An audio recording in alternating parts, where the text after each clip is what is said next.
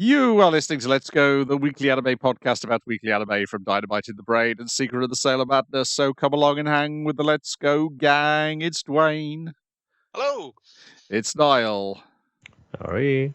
And it's me, Brian. And as we record, me and Niall have just got back from Amicon, where the word I stumbled over the worst doing all my panels was my own name. It's the name I feel like you have to say the least correctly because, like, you know your name. You don't have to fucking do that shit right. If other people's names, you have to get right. You need something for the blooper reel. It's going to happen one day. Yes. And we're here to talk the last week of September's anime as we bid farewell to what's 1, 2, 3, 4 series and say hello to 2 more and possibly just cast a passing glance at a third. Let's start with Yaiba, episode 24, The Lunar Invaders. Rabbits from the moon have arrived in their cut bamboo spaceships and are fighting Yaiba and Onimaru because Kaguya thinks she should be the ruler of the planet. Oh, but Onimaru is just like, well, fuck this. Let's get out of here. Well, you think that, but then it turns out he has put a spy on the rabbit's ship. Yeah, because she's not walking into this like from Master Secret. She's deflecting magic sword attacks with just a fan. It's a very good fan. But, it is, and she's got the better of Yaiba until, oh my goodness, she realizes I have forgotten to take my youth pills. And I'm 1,000 years, anyone could forget. Yes. Yeah. I'm going to return back to being a crone, so I must drain the energy. Oh, that's handy. There's a young girl there I can drain the energy of. There's actually 2 young girls there, but I feel like one wasn't supposed to be in that scene, so she didn't go for that other one. That's the one thing I was thinking. I was like, you got options. But yeah, okay. The disc were like, what the fuck? What do you mean by that? She's too burly and cool. That's her problem. And Yaiba uses the last of his energy to save Sayaka, and so the Lunar Invaders go and have to kidnap women elsewhere. All over the country, it's making the news, which I guess Yaiba and Sayaka has walked home because they show up at the house. Yes. And also, we brought more people back with us, including another resurrected samurai from Days of Yore. So they can also give out stinks to the resurrected samurai from Days of Yore that is currently there and kind of being a bit of a creep in the dojo. So, well, I think that probably the change here is they kind of draw it so that the women he's training seem they're into it. They're into it. Yes, they're wanting him to grab their hands. Whether that's the case in the original comic or not, I don't know, but I suspect it may not be the case. Yeah, and so they've got to plan on you can't just get charged back out, Yaiba. You got to get your stamina back, much like Kaguya has to get her stamina back before we go and deal with these. So you got to wait at least probably a season of My Hero Academia and a season of Blue Mamoru before you can go and deal with them. That's all right. I'll be ready. I'll be training. You know, Yaiba, you might need an like a really good samurai, but like a samurai of a level unparalleled in all of human history. Like, let's do it. It is fun that like most people in the show are willing to take a break. Like Onimaru is kind of like, hang on now, I'm not going to go in half-cocked here. We're going to get Mr. Spider to be my spy, do my research, and then we'll attack the aliens from space. That makes more sense. The rabbit lady kidnaps a bunch of women and is just like, all right, now I'm going to take a nap because beauty sleep is also part of a beauty regime. So she's willing to cool the jets a little bit, but Yaiba, seeing that she's kidnapped a bunch of women, is like, oh fuck, we gotta stop her like right fucking now. But like you said, not for until a while for us in reality. But he's the only one with concern about doing this quicker. Yeah, Mr. Spider is annoyed that he's been made to do this by Onimaru and how Onimaru treats him generally for the last 24 episodes. He's also horrified at Kaguya, because we only see in silhouette how she drains the life out of human women, and she seems to turn into a horrible, monstrous rabbit in order to do this. It looks like she bite the head off her, but then obviously you see the Hits the mummified living mummy of the young woman that got got.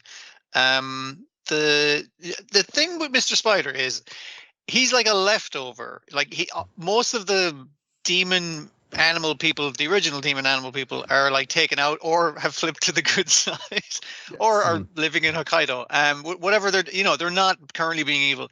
And the other thing is, Onimaru's rule is reasonably good. It's mostly a marketing thing. We're gonna change the diet building to be more skeleton themed. We're gonna put like Oni on the top of every fucking tourist attraction. It doesn't really change the day to day for the people on the ground. There's no kidnapping. Is the important thing. It still feels all a bit like Stalinist. So it's like there's only one kind of stuff now, and it's all Skull or Oni themed. It's just like what happened to like the variety we used to have.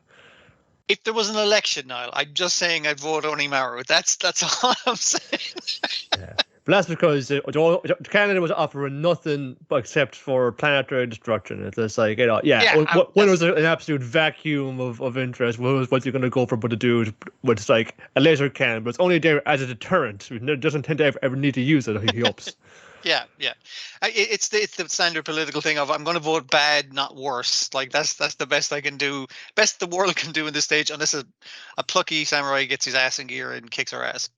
But I like the way like your new villain kind of pops in, and Yaiba is fucking knackered from like the last fight with Onimaru. So it's just like you're not even fighting him at his best. Like, so that's super unfair. But it works as a selling of the threat. It's a really good plan. Yeah, it's between that and it's Mr. Spider as well as the other selling of the threat, because it's like, oh my goodness, I thought we were bad, but these people are absolutely horrible. And also his disguise is very funny, which is just a white face mask with a rabbit face drawn on it. He's got the rabbit ears. He's not hiding his extra arms. The rabbit guy doesn't seem to notice those. Yes. I guess they think his thorax is just a particularly strange, fluffy tail. Yes, they've seen strange things in darker space.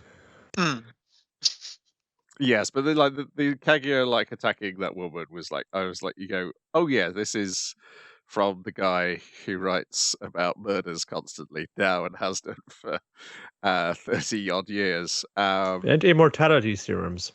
Yes. You might be onto something there.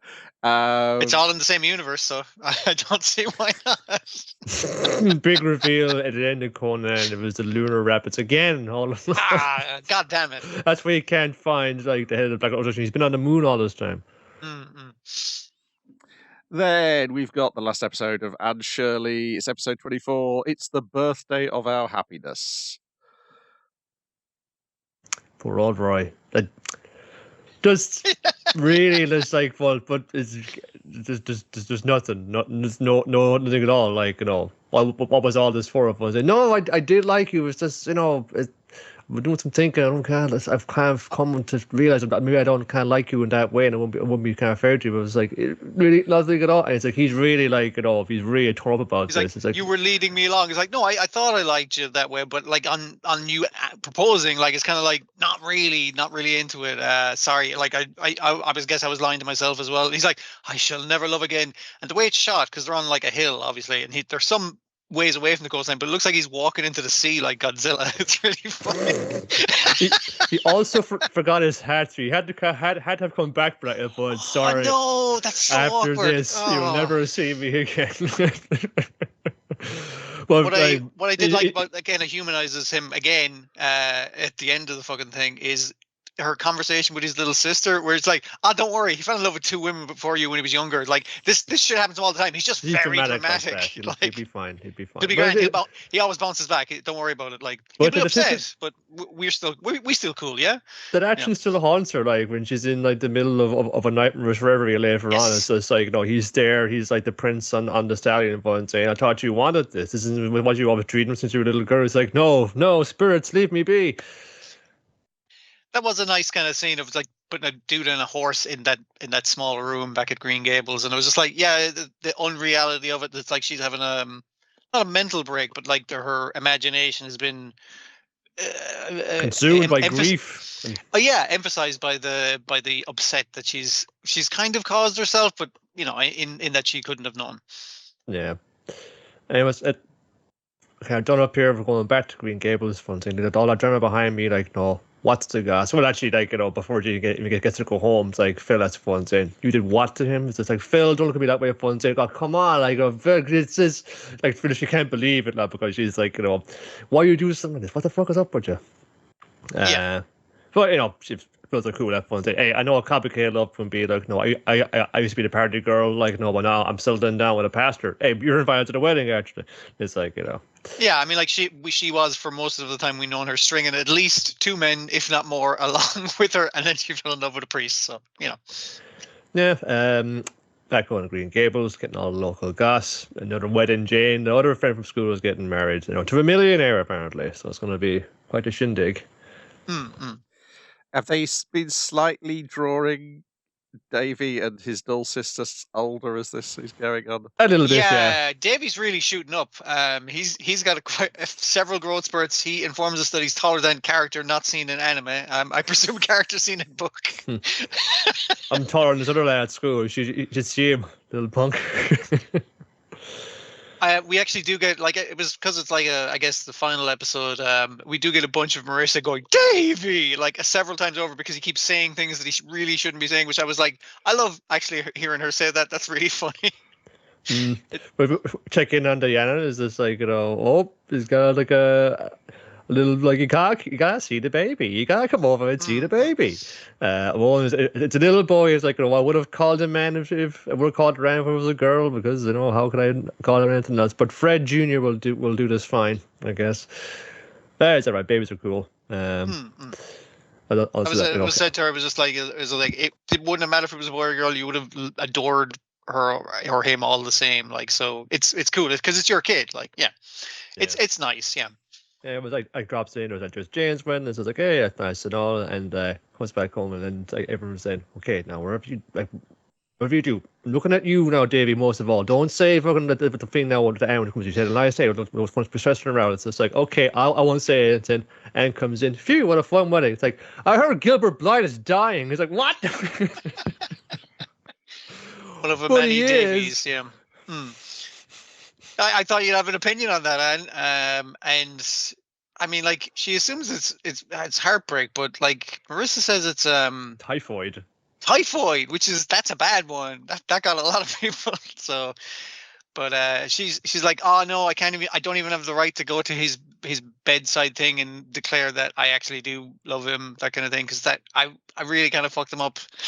Nah, I can't really be doing that. She's tormented all night with this now. She gets like that visions of, like, you know, the horse in the room. It gets kind of cool like that for a while. It's like, oh yeah, it's been this kind of like that, the weird kind of like the fanciful imagination stuff. Yeah. Kind of left that behind with childhood. Can't go bare near the house. Like, you know, Jesus, there's like doctors pulled up. They look frantic. It's like, what's going on there? And then it's like there's this old lad kind of walking by. She's just like, she's just kind of out walking in the days. And there's an old lad walking by. He's coming from the direction of the house, and it's just like, you there, sir?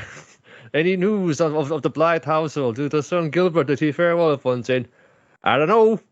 Like, yeah, he'll be fine, I think. I reckon. Doctor says we're past the worst. Yeah, it's this kind of thing of like, and he gives her a flower because he happened to be carrying some flowers, and it's just like, thank you, old man. Oh, he's gone, and there's just petals, and it's like, but she recognized who he was and that he works for a neighbor of the Blythe family, kind of thing. It's just like, this wasn't a mystical guy. This was a man living down the road. I don't know why they decided to present it like that, but so he's going to be okay. She's at his bedside as he's asleep and recuperating, but she doesn't get to say anything to him, so she's like, I'm gonna bounce. And Gilbert wakes up, he doesn't see her. Oh no, ship's passing in the night. Will they ever figure it out? But it's okay, but she's kind of up until dawn, actually. It's just like just getting, she's like, I guess it's sorting out her dress for later on. She's got the other big wedding to go to, and like Gilbert rocks up with her and saying, yo, he's like, so stop, it's easier. You're all better now, huh? Yeah, stop. You want to take a walk like we used to down into the woods? It's just like, you know, I gotta fix this dress. It's like, so maybe tomorrow though. And said, oh yeah, it's cool. It's just like, And then just kind of remembering, you can't have put things off so long before. I mean, you should just fucking just dump it. Well, actually, fucking fuck the dress. Let's go for a walk. Let's go for a walk. I can fix this shit later. I'll just throw it together. It'll be grand. A millionaire's wedding. Who cares? Let's go for one of our country walks. And it's kind of hitting all the old thing. They're going to check out that old. It was an apple tree, I think. Full of apple blossom, and it's just like God. I was like, no, it's no place like Green Gables and everything I've ever wanted in life was here, and it's just like it's like like ourselves here. Of course, it's like Gilbert. I'm so sorry. I've been a fool all my life, and everything to do is just like I don't know why I spurned you so. I was so cruel to you. Like, would you ever forgive me for that one thing? Oh, of course I could, and I've loved you since the day you put a slate over my head. I wonder if those two things are related actually, but. And yeah, he's been inspired by good old. I keep calling her Phil. Is it Phil? Phil, yeah. Yeah. Phil basically wrote him as like, give it another lash. It's like, so she was kind of even looking out for Anne in the meantime. Because basically Phil. What about your gal Christine? It's just like, oh, her.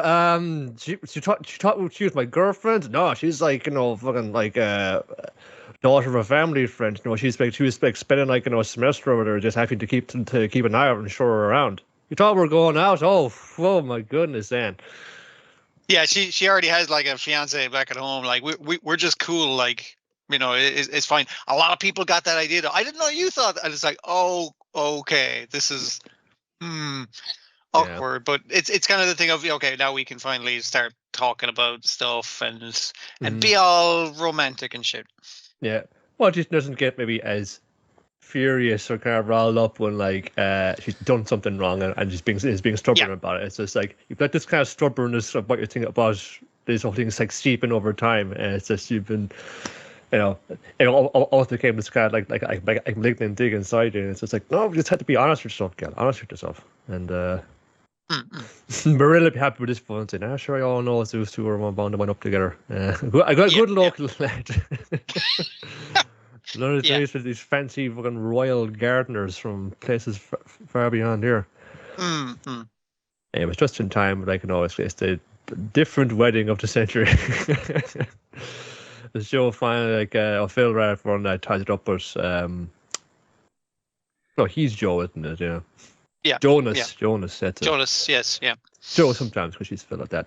And it's there's always she's like she's really the party girl. She's really she's kind of quieting down, settled down with the party fun. Nope, she's just like one as soon as like because she's already in there. She's like straight onto him. She's she dives at him basically.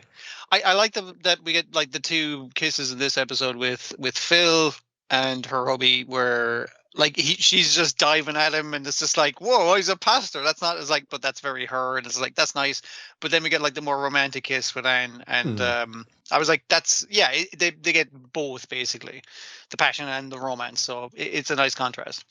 Oh yeah, looks like things are going to be just fine as long as they don't write any more books about this. I did check and see what the general scuttlebutt is on it, and there's like a lot of people going like, I don't like that the other one took like I think the entire original run was like the first 10 episodes of this show or something like that. Yeah, like they don't. Yeah. I'd say they draw it out, but they also don't edit anything out, which is what some people were upset by. But I did go to I think it was the Anna Green Gables Reddit. Yeah, I know. But no. They all loved it. It's great. Yes. It was like, what a great adaptation. I saw some memes about Matthew Cuthbert. I'm like, it's a strange, beautiful world out there is what I'm trying to say. So he's a good dude. It's like, hey, check it out. You could go to the grave and hey, check it out. Fucking, Gavin Gilbert, like you always want me to, or always talk about it. And he's just like, he's just kind of, his ghost just beaming there from saying, that's my girl. Yeah. A lot of people seem to like it. Yeah, the impression I got from that Reddit is that they are unhappy with Anne with an E to varying degrees, and so therefore Anne Shirley was much more in their wheelhouse. But yes, I mentioned it in one of my panels that the original takes 50 episodes to cover a single book, and this one covers 3 books in 24 episodes. So. It does move a little bit faster. you can sense in places where, like, this really gets more time to breathe in places out there. Like, I feel I get that, like certainly that, like, the demise of poor Matthew there is just shit. He's fucking dead, and it's just we're already having the fucking wake, and then he's buried him. He's gone. We're just left to fucking deal with it. And it's like, but as you kind of went over then, that's sort of how it goes at a funeral sometimes. Like, particularly of the kind of Scots and Irish tradition that the kind of like Prince Edward Island is kind of instilled into it. Saying, yeah, you just fun get it done, man, and like just wreck it with it for the rest of your life. Yeah, one of the culture shocks for me is like funerals in like just in the UK even, like they're so fucking like it's like we'll do it in a couple of weeks, and it's like not here, baby. It is go. We need to get this body in the ground. I think some things they cut out you probably should be thankful for after it did. Yeah, no, that's the other thing as well. I imagine there's probably like a lot of chaff in there, like. Oh, you probably notice in particular, like, when it moves between semesters of like college or something, and like she could be like back home to Avonlea twice in space of one episode. There's like probably a lot of just faffing about at college. I'm going to guess that this was not included. I don't know for sure because I've not seen the episode, but I assume that the anime did not cover Anne and Phil trying to kill Rusty the cat. No. Oh man, no! I definitely want to read these books. That sounds great. We must get rid of him, agreed Anne, looking darkly at the subject of their discussion, who was purring on the hearth rug with an air of lamb-like meekness. But the question is how? How can fawn-protected females get rid of a cat who won't be got rid of? We must chloroform him, said Philippa briskly. When they said that a lot of characters don't get like their full characterization, or they cut this scene out, or this character was a great influence on Anne, so it's kind of bad that she gets like the short shrift. I was like, they tried to murder a cat, man. I'm missing out on some good scenes. Yeah. And apparently also this is from edgeeffects.net, Violence in Children's Literature. Apparently Aunt Jamesina also has some sort of kitten drowning moral to tell as well. Good shit. I guess they're in college now. They need to know how to murder a cat. It's very important. Yeah, I suspect it's things that played better in at the time than they do now. Then we've got The Summer Hikaru Died, episode 12. Its Place.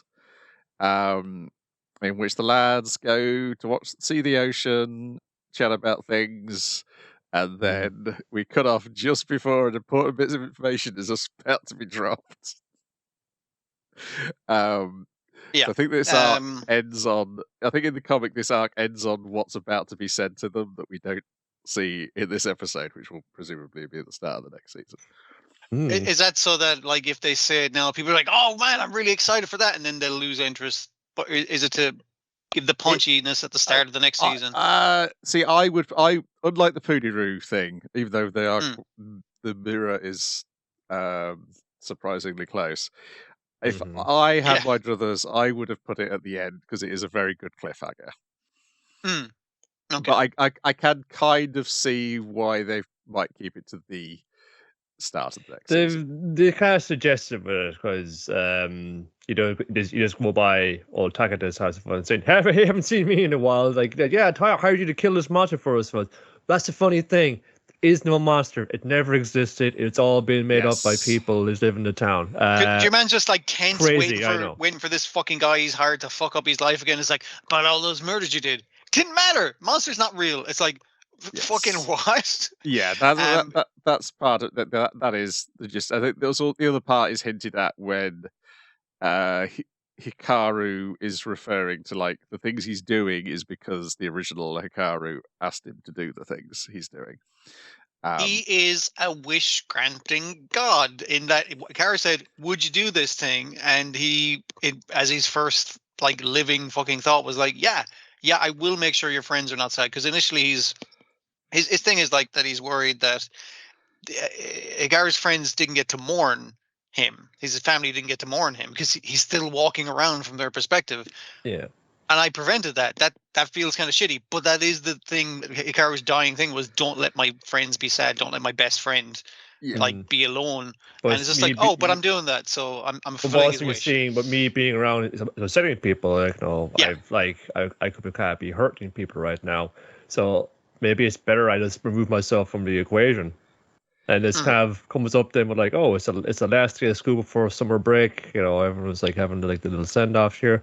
Haven't seen Hikaru around. Is he still screw off? And while they're doing like the school assembly, Asuko kind of has stuck off because she is seeing things. And it's just finds Hikaru in the classroom. It's just like, hey, it's Hikaru. It's just like, how's it going, man? It's just like, oh, nothing, just like that. You're going to do that like homework over summer break? And oh yeah, probably. I don't mind it though. That's sort of like she's already kind of witnessed like this, a scene on the stairwell like the previous couple of days ago. It's just like, because says no, Cara wouldn't say that. Like, it's just, I just sense something off about him. I feel like that was a final little piece. Like, no, it's just like, okay, I just know needed to confirm that Hikaru's not in there, Yes. basically, because you like doing homework. Is the thing. Yeah. So yeah, she just needs to confirm that it wasn't Hikaru eating Yoshiki. It was something in Hikaru's body. And the thing she's more concerned with, because like she says, I can't find myself hating you because you seem nice. You seem like a nice. He's like, yeah, sorry about fucking up your. He's like, yeah, I mean, like I appreciate the apology, but it's a thing of, she's like, so you're not Hikaru. So is like Hikaru still out there? He's like, no, I'm wandering around his corpse. It's like, cool, so he's dead. Okay, and then she can actually grieve basically her friend. She's not mad at this version of Hikaru, but it's just like she can grieve her friend, and that's when he realizes like maybe it's a bad thing they don't know their friend is dead. Maybe people need to grieve to move on in life, and it sucks and feels bad in the moment, but you can grow from it and be better for it basically. But it didn't feel like a weird reversal then of like, we're gonna give Hikaru like, she could, I'm gonna Hikaru for like a nice day before I stab him in the chest and kill him. It was like, yes, I'm gonna give Yoshiki a nice little day out here before I say goodbye to him forever. But yes, the key thing that Hikaru is not noticing is that his instinct when Asaku, he's explained to Asaku that he's not Hikaru, and this causes a start cry. That his instinct is to walk across the room and comfort her, which is like the way he walks like purposefully across the room and like reaches out with his hand and then like brushes away a tear. Like it's a different instinct from nom and eating that soul, that kind of thing. Yeah. And I think because the eyes were glowing, so it was definitely that was the monster doing that. That was, as he keeps calling himself in this episode and then in other ones, I'm a monster. So it's like monsters don't go, oh man, I'm sorry you're crying. I feel for you, man. Like that's a human reaction. Yes, and particularly because his we've seen his monster instincts plenty of times, and I think because it's instinct, he doesn't realize that he's done it. And and it's in contrast again to what his friend was kind of saying. Is like, dude, are you mad that I tried to eat you the other day? I was like, no, man, you're always trying to fucking eat me. Don't worry about it. Like, I stabbed you in the chest. I mean, fair. It's like we're even, I guess, at that stage. Like, you try to eat me, I tried to murder you. We cool. So it's kind of like the thing of, he's not trusting his instincts because he thinks he's a monster, but it's like, but you have human instincts now because you've been living in the body of a human for some time. Yeah. And I think the key thing for this episode, particularly because it comes out, he verbalizes it towards the end, is that Hikaru taking him away from the heteronormative, I guess are they uncles or just dad's friends? Uncles or neighbors or lads. Yeah, they're having a family do or something, I think is what he's saying, because they've a few folks over. You got a haircut now, you'll never get a girlfriend. Yeah. It's the most stifling I think the show has been, and it's very good at depicting stiflingness, but just that social of like, I fucking hate it in here. Oh, thank God, Hikaru's here. Let's fucking get out of here. That would be great. So Hikaru telling him that I'm going to go back up to the mountain and back to be a mountain god, it does not go down well, because he says, it's when you're around, I can be the person who I am rather than hide it. That framing was so nice because they're doing this on the beach and they're like, Hikaru's like, get his shoes off and he's in the water, but like he actually goes into the water with his shoes still on, and the framing of him saying one thing, but then his inner monologue, the reflection of him in the water saying a different thing, and then eventually what those two are saying, like lining up. I was just like, that's really nice that he can't. There's this inner part of him that he can't let out. He feels he can't let out, but like around Hikaru, it's starting to come out and be his actual voice. It's really nice, yeah.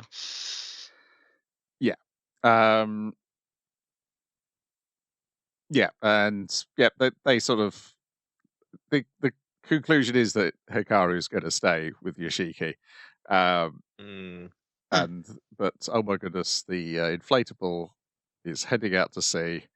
You promised that you should get it to your sister. It's like, it's all right. Get another one. I got something much more important right here. Yes, but don't worry, somebody's gone and fetched it for them. It's the guy who's been watching this scene from a bench and like holding his hands up as a frame is like, wow, look at this drama. This is great. Wow. I'm glad I have these magic sunglasses because that really lets me see what's happening here. But yeah, he has gotten the salamander floaty. For them, that's our cliffhanger, I guess. Is like, oh no, the guy who chopped your head off a few episodes ago is here. I would have been a nuts not knowing if they got the salamander floatable back or not. Like, now I know. It's like, whew, okay, I can relax until this comes back on again. Presumably, he's going to explain the same things that he was talking to Takeda about. That there's no point you going back up that mountain, Hikaru, because you were never up that mountain in the first place. Yeah, you're something new or something like that. But I thought it was kind of interesting as well with the two boys trying to work out their emotional stuff. Obviously, with him like hanging on to, he's like, oh, I gotta get this fucking inflatable salamander. It's like, weren't you supposed to get her like a tube? It's like, no, this is better. I was like, I love it now. This is my friend. And then having to let that go. And also Hikaru playing with those little finger puppets to try and work out the conversation between the Hunter characters that he wants to have with his friend. I also like the train journey is just film of a train journey. Yeah, it's the ending scene essentially, where their film version of them are going through the ending scene. The window of the train is live action and they're animated. It's so nice, or the shots of the interior of the train, and sometimes you see a mirror and they're cartoon boys sitting inside the real train. That's just like it's really nicely done. Or Yoshiki's reflection in the water has live action mouth. It knows how to like give this like use live action to make it seem that much more uncanny. But also it lends this like depicting again for anything that's now with kind of the grayness of the first makes it feel it's all like a last like home video. It's like, oh, this much like another cartoon. Eventually, this summer that Hikaru died will become that summer that Hikaru died. Yeah. So lost in the wistful memories. Yeah, the only thing which slightly spoiled it before me is the funny face that Hikaru pulls to make Yoshiki laugh. Did remind me of Beavis from Beavis and Butthead, and then I started imagining a parody called "The Summer Beavis Died."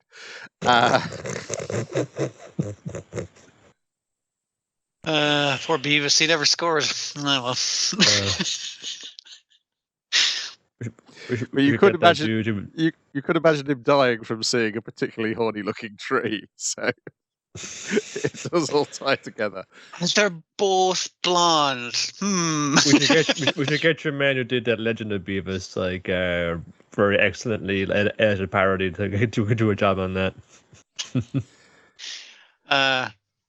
Yeah, very good. There's another season already announced. I think the manga's only supposed to go for 10 volumes, so I guess are they going to wait it out and then finish the whole guess that would be the case. They can hold out for a while. And it's nice they can give people involved. They can like rest between products, kind of leave it all down, and it's like they're making some big moves out. Like they're like they're tiptoeing here, but probably more than that. The first big step into doing kind of prestige manga adaptation has been paid off very well for them. It was a very good choice. Then, talking of good choices made by massive streamers, City, episode 13, Forever Young. Aww. In which our young friends are going to say goodbye as Echan is getting ready to head to England, boarding the plane, but specifically Echan is not going to say goodbye. That's the problem. So yeah. Yes. Matsu's picked up on this. the townsfolk have to intervene to ensure a goodbye can happen by breaking the law at the airport. When your man shows up with the coffee, it's just like, oh, everything's going to be just fine. Adatara, the fixer. Just wherever you need him to be. He'll be there with a human horse and whatever the hell else you need to get to the airport on time. Also, the airport announcement is like, the flight to England has been delayed because the captain cannot stop sneezing.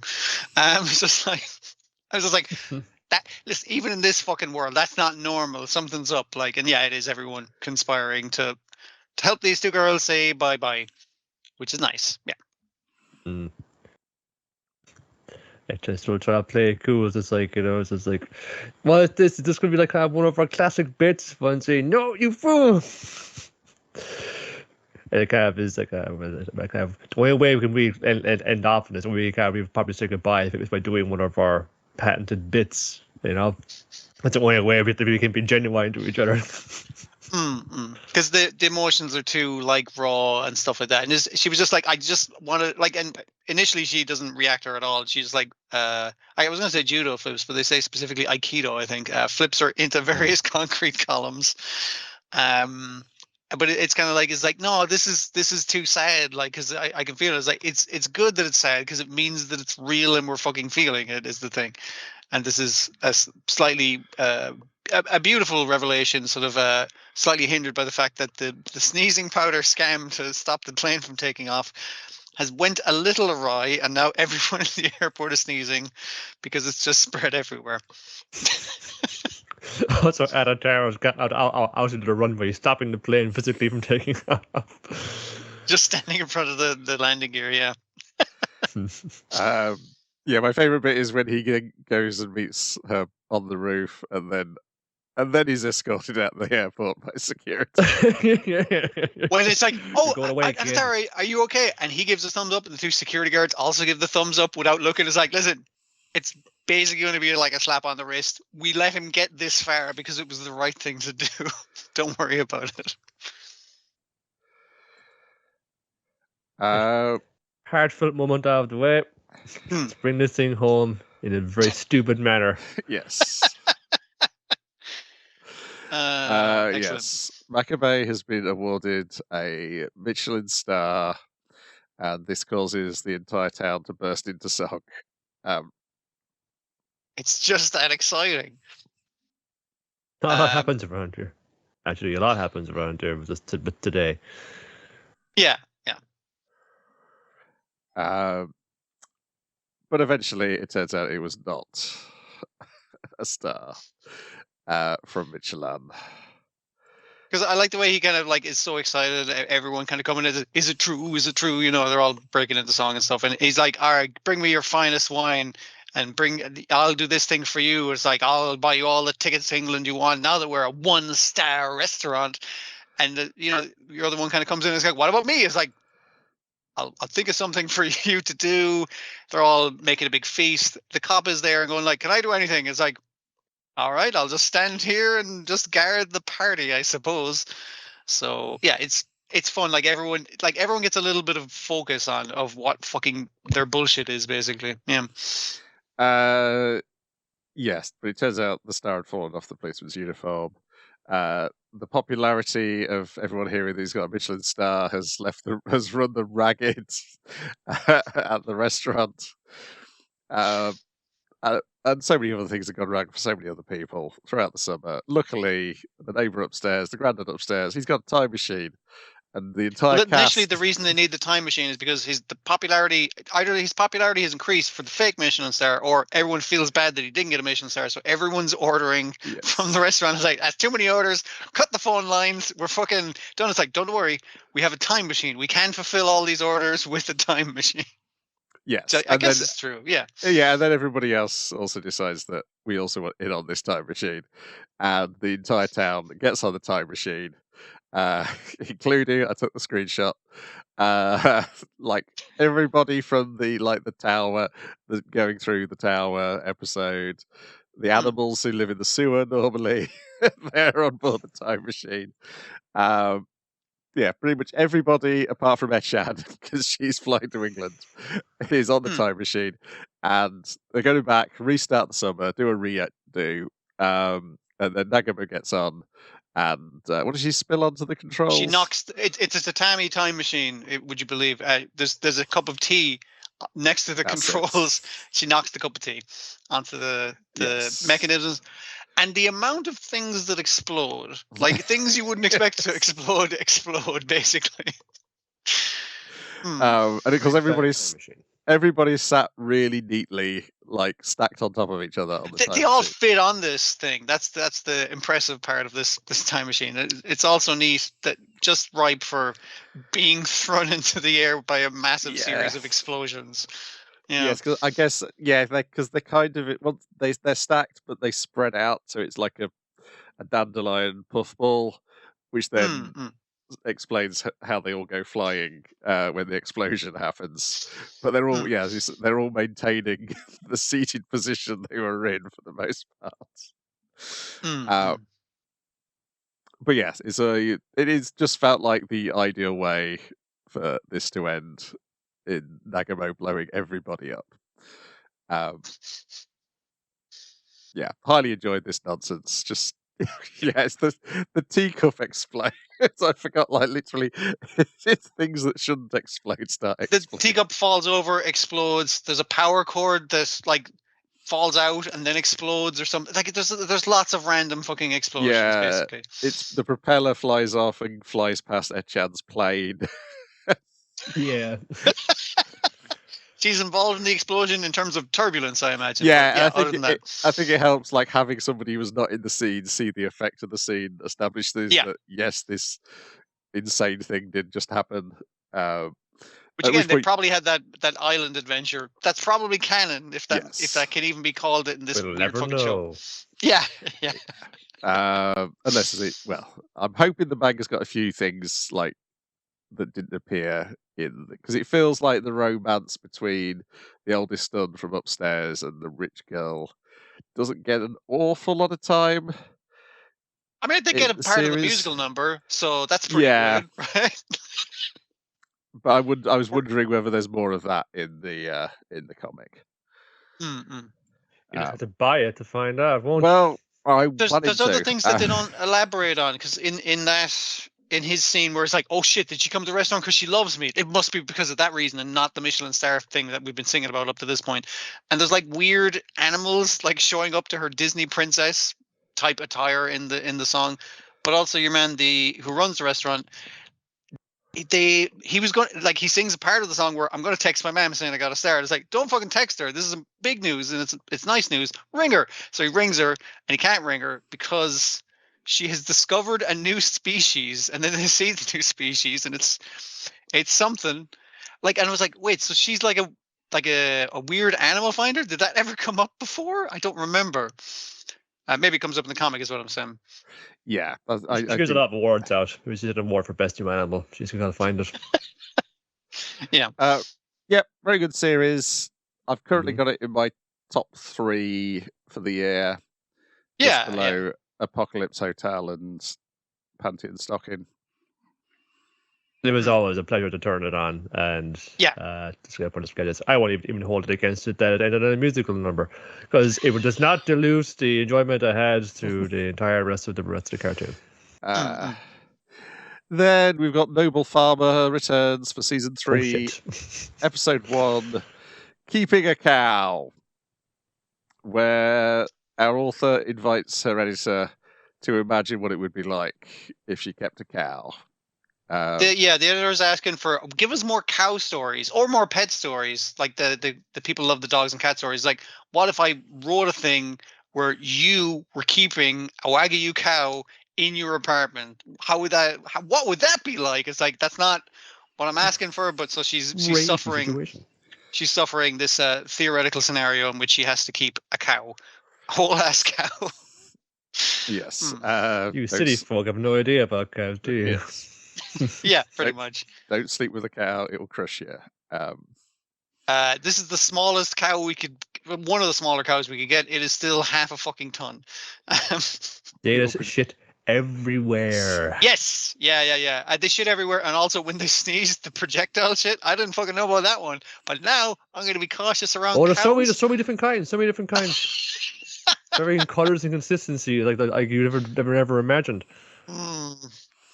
Yeah, you'd have to keep it indoors, and it would use all this electricity, all this. It would make your bills because it needs the AC on. Yeah, it needs the AC on, and it needs to eat this much, and yeah, all the it needs to drink this much as well, which is a lot. Yeah, it's a busy animal. And then it'll eventually die, and we'll have to cremate it, and it'll be delicious. Hey, waste not one piece, you know. Commission is expensive. You gotta parcel it out, but the delicious parcel. Yeah. So the editor's like, no, I don't want to keep a cow.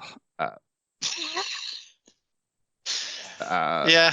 Did briefly check in on the Shin-chan spin-off about the dad's dinners. Unfortunately, I don't know if it's the RIP which has done the machine translation or whether whatever part of Amazon is doing machine translation on English, but the machine translation is quite bad. Alice illustrated how they describe, was it semi-hot, hot, and very hot, all get translated as spicy, which was that point I was like... and you can hear them saying it in English, like extra hot, yes. Or whatever, like... I can hear them saying it. I know they're not fucking... And also, like, sometimes because it's machine translated, it doesn't quite line up to what they're saying. If you understand anything, like if you understand the Japanese for hello, it's just like, that's not what you fucking translated that as. It is frustrating to watch. To take credit against India, because they'll do a good job in it, and then we get some quality actually adaptation of that then. Yeah. It was like a 2-part story. So the first half, he was buying a curry, and he was like having to decide what is the best curry to eat at dinner time when you're at work.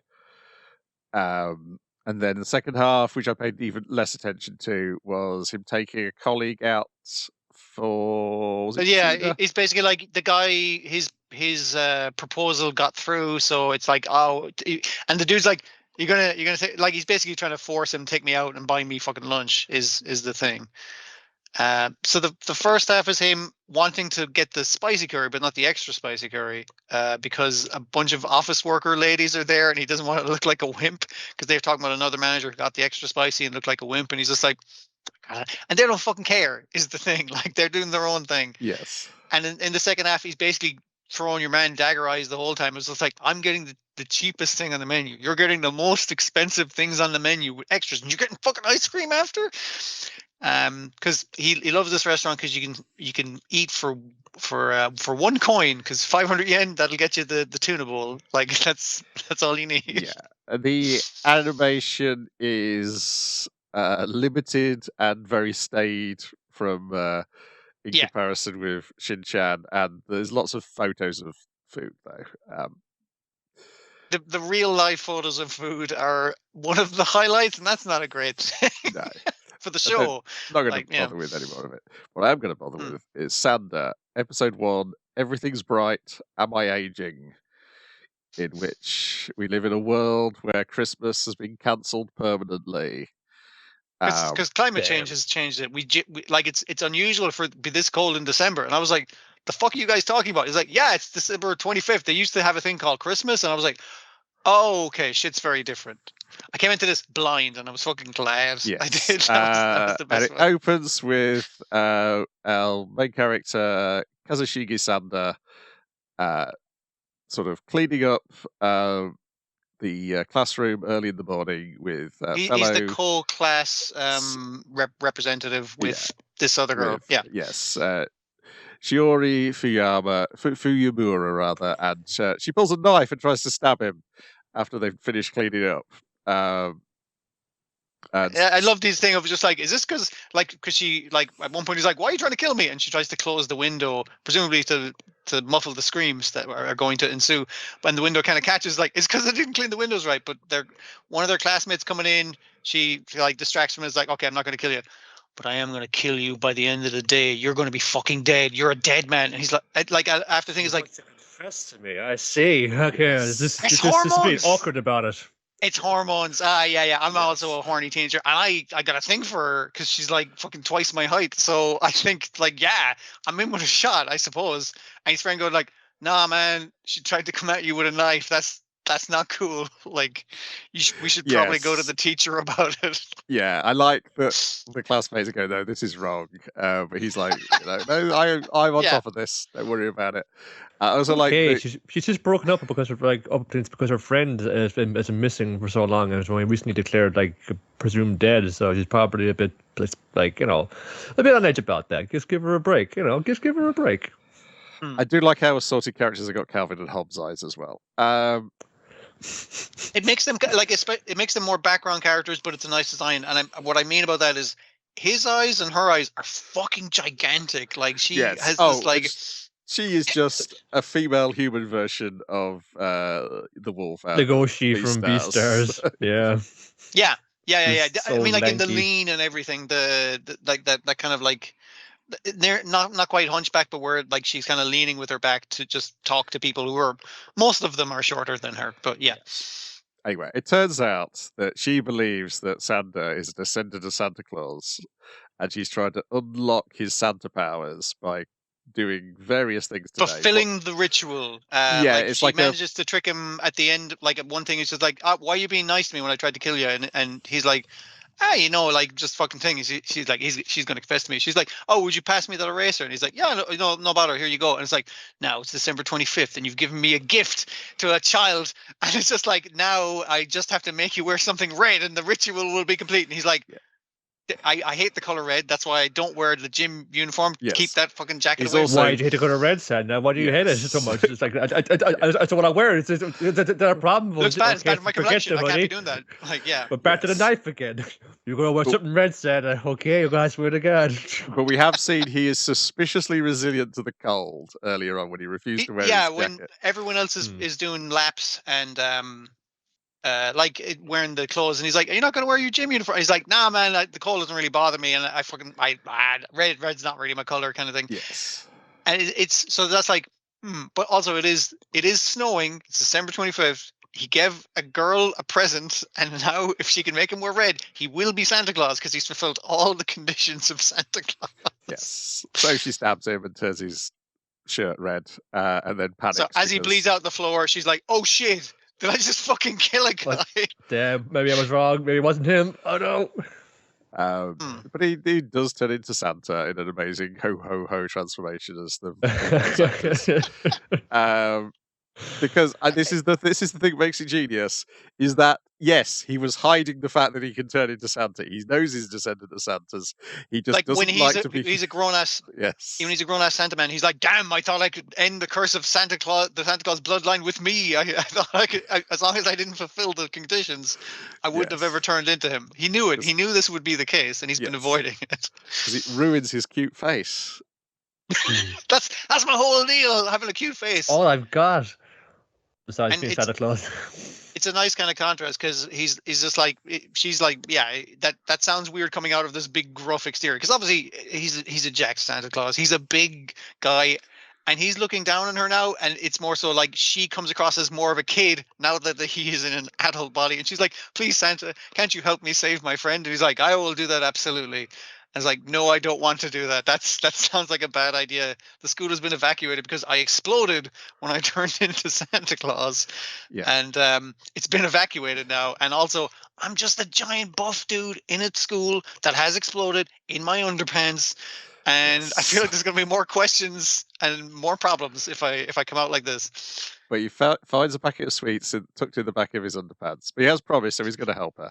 Because Santa's going to help a child who he's promised to help. But he eats the sweets, that turns him back to normal. And he's like, okay, I will still help you, but I don't know how much help I could be because I don't know how to turn back into Santa. That's all right, because she's going to try and test him to determine this by trying to blow up the entire class in the second half of the episode. How far are you going to go, Santa, to save little children from being blown up? They're in the... Just find the bomb. Just turn to Santa and find the bomb. It'll be no problem. I don't want it. Oh, okay. I guess we're all going to die. You're bluffing. Do you think I was bluffing when I put that knife into you? Like, I better try something right here. Like initially, Teacher, like I says the dropped teacher, something. I have to go find it. Okay. he does start with teacher. There's a bomb in this class, and the other kid going like, "Don't worry, Santa. I didn't study for the exam either. I wish there was a bomb here too." Ha ha ha ha. It's just like, okay. He's like, no, I dropped a pack of thumbtacks, and I don't want anyone to step on them because look at my sweet little cherubim face. Oh, you got. And the teacher's like, yeah, go on, have a look for him. And he's like, I don't know where a bomb would be. Probably not on the desks. That seems obvious. Shit. He's in a lot of trouble.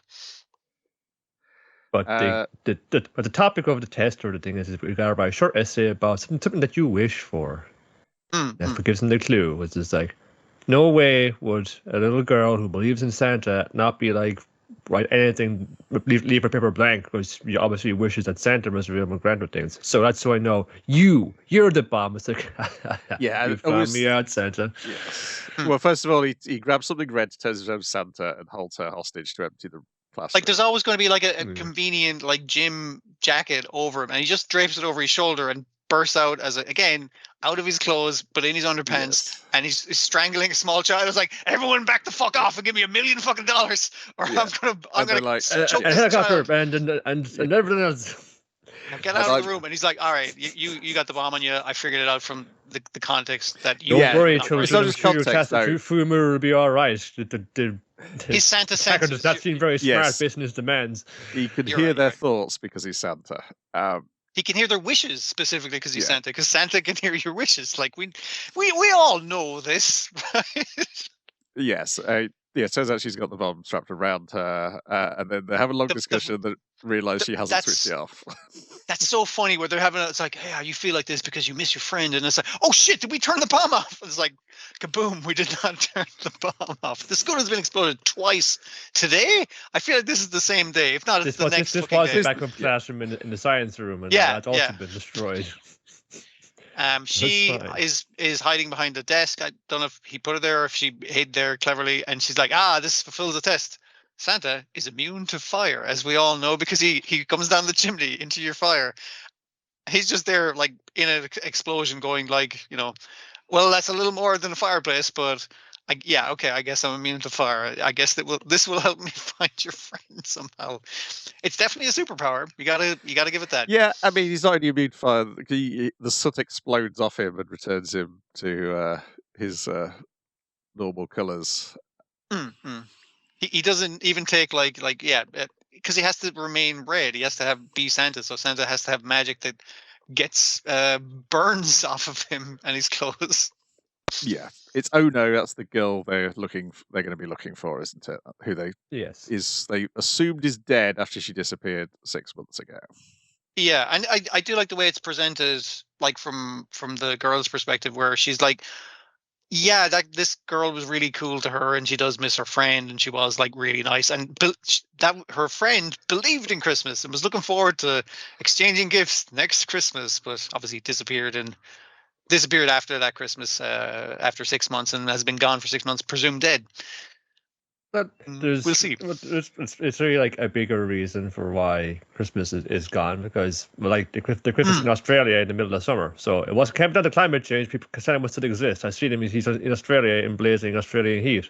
So the reason I think is like climate change, because they mentioned it. It's weird for it to be this cold in December, and I was like, sorry, fucking what? That's part of it, but like, was there some concerted effort to destroy Santa or destroy what Santa represents? To cover up Christmas, yeah. Could be. Yes. Yeah. I'm remembering hearing the full setting description that has not been made clear. I'm gonna look at nothing. Like, I enjoyed coming into this blind. This was a good way to do it. And also, this is like trying to murder a guy to become Santa Claus is the perfect way to start October and go into December. Yes. I'm just like, that works out perfect. Yeah, timing wise, it's exactly the right time of year for it. Okay. Well, what else would you expect from Science, Saru? Time these things down to tomorrow. Just finish down to then. Just like this time we got to get this out here right now. Keep this thing going again. Like doing some exciting things with in their adaptation phase of the studio. Look, it looks fabulous though. There's like just some of the effects used, and particularly when he's on fire and it explodes back into life again. It's like very Trigger-esque looking, like kind of like movements there, but it's not. It's actually Science Saturn. It's like they can do even more with that. It is Tomohisa Shimoyama directing, who did Yurei Deko and Super Shiro. Okay. Two other childhood favorites. Yes. This was a heck of a lot of fun. I mean, I don't expect it to happen, but I was thinking it'd be great if he says, "Don't make me jolly." You wouldn't like me when I'm jolly at some point. Because essentially it is also a Hulk story. The Hulk is Santa.